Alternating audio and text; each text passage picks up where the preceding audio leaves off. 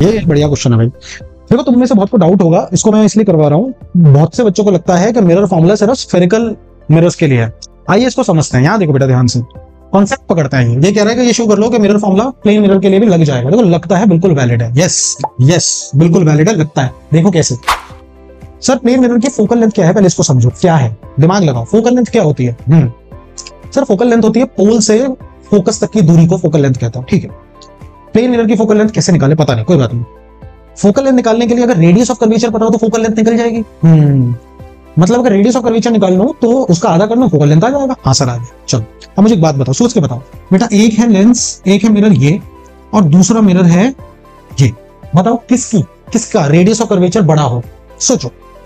अगर मैं इसको देखूंगा तो मैं सोचूंगा कि भाई कि ऐसा लग रहा है सर कि ये तो इतने बड़े स्फेयर का पार्ट होगा तो इसका रेडियस ऑफ कर्वेचर इतना, और सर ये इतने बड़े स्फेयर का पार्ट होगा तो इसका रेडियस ऑफ कर्वेचर सर इतना बड़ा हो। मतलब जो जितना ज्यादा कर्व्ड है उसका रेडियस ऑफ कर्वेचर उतना ही कम, और जो जितना ज्यादा मतलब जो कम कर्व्ड है उसका रेडियस ऑफ कर्वेचर उतना बढ़ता जाए। तो बेटा प्लेन मिरर कैसा है? अरे वो तो सीधा है।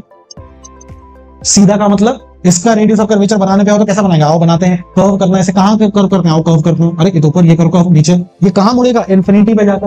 मतलब इसका रेडियस तो इनफाइनाइट होगा।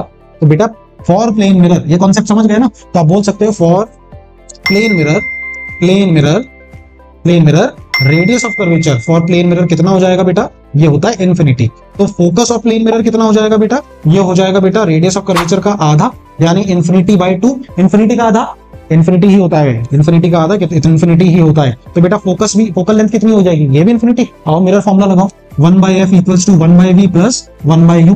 तो 1/f तो ये तो इन्फिनिटी हो गया, तो बेटा infinity equals to 1/v plus में 1/u। बेटा किसी को भी इन्फिनिटी से डिवाइड करो। एक पिज्जा ले लो, उसको मैं 2 जनों में बांटूं तो आधा आधा, 3 जनों में बांटूं तो 33%, 4 जनों में बांटूं तो 25-25, 5 जनों में बांटूं तो 20-20%। जैसे जने बढ़ रहे हैं परसेंटेज कम हो रहा है। इनफाइनाइट लोगों में बांट दिया तो एक को क्या सूंघने को भी नहीं मिलेगा, कुछ नहीं मिलेगा, शून्य मिलेगा। तो ये 0 हो जाएगा। 1/v plus 1/u। तो बेटा यहाँ पर क्या आया? 1/u किसके बराबर है?